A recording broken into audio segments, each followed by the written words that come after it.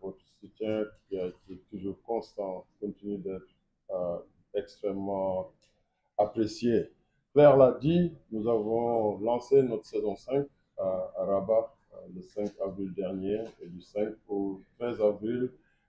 Nous avons eu une expérience exceptionnelle. Pour la première fois que nous avons amené l'expérience live de la Basketball Africa League au Maroc, on a vu un engouement, un soutien populaire et aussi un soutien des autorités.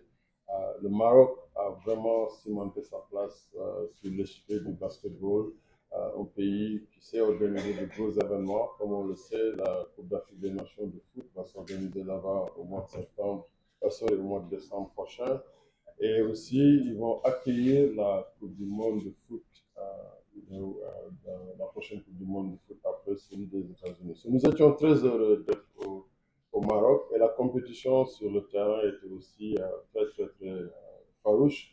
Al-Ittihad d'Alexandrie, une équipe qui participe dans la Basketball Africa League pour la première fois, s'est qualifiée en tête. Ils n'ont pas perdu de match. Et puis après, les Rivers Suppos du Nigeria, les Rivers Suppos qui ont fini troisième l'année dernière pour la quatrième saison de la Basketball Africa League, se sont aussi automatiquement euh, qualifiés. Alors aujourd'hui, nous sommes très heureux de revenir à Dakar et à Dakar Arena pour la quatrième fois, quatrième année consécutive.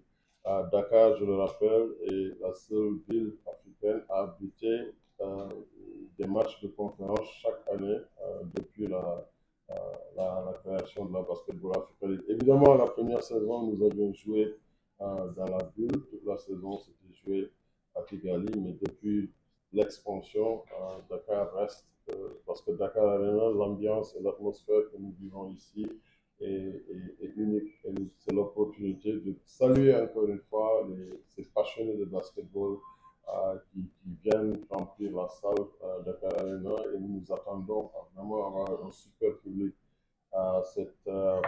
cet après-midi. La compétition sera très palpitante. Quatre équipes qui vont se disputer les deux places automatiques qualificatives pour les finales et les playoffs.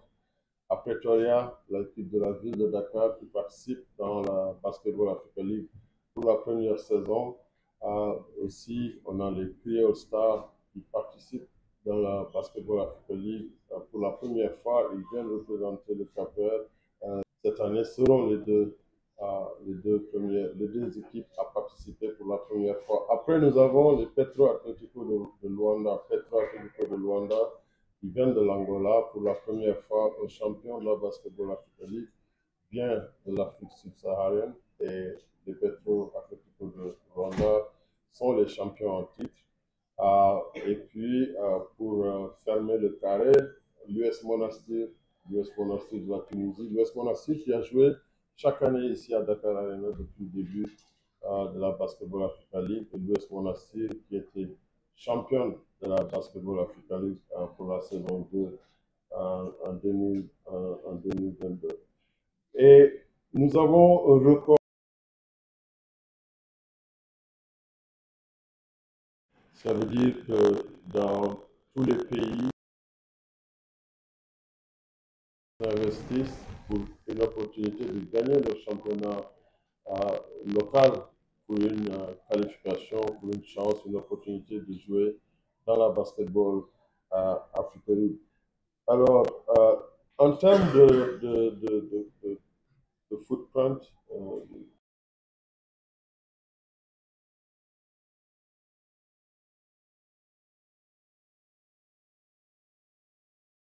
le terrain, on l'a vu chaque année, le niveau monte, de nouvelles vedettes sont découvertes, se mettent en exergue et la compétition devient de plus en plus internationale, mais nous sommes aussi le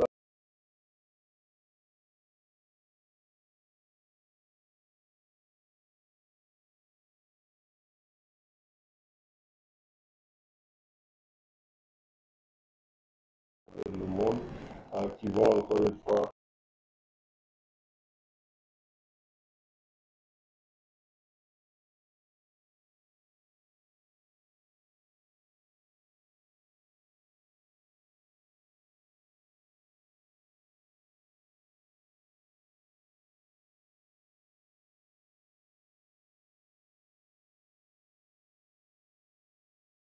Très fier de du positionnement de la Ligue. Euh, Au-delà du basketball, satisfait sur le terrain, nous en sommes très satisfaits, mais nous continuons à vouloir être aussi, euh, avoir de l'impact sociétal.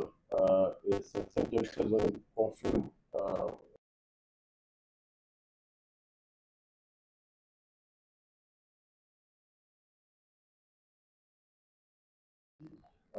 de rendre le milieu, l'industrie que nous construisons accessible aux filles et aux femmes. Nous allons faire aussi organiser des formations d'entraîneurs. Une série de cliniques seront animées par l'ambassadeur de la BAL, Yann Mahimi.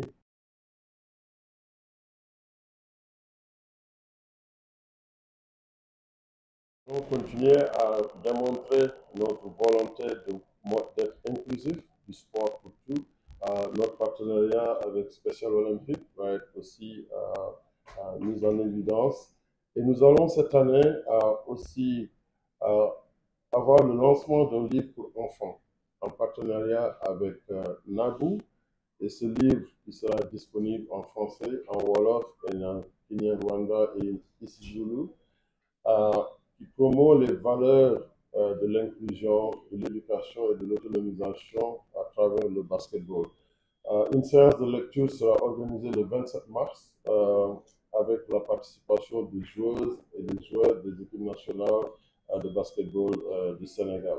Il y aura un média workshop que nous organisons à chaque étape parce que notre objectif est aussi de développer tout l'écosystème autour du produit que nous créons. Nous voulons avoir des experts comme vous, tout ce qu'on peut faire pour renforcer ces capacités pour nous permettre d'avancer ensemble, pour développer un écosystème et une industrie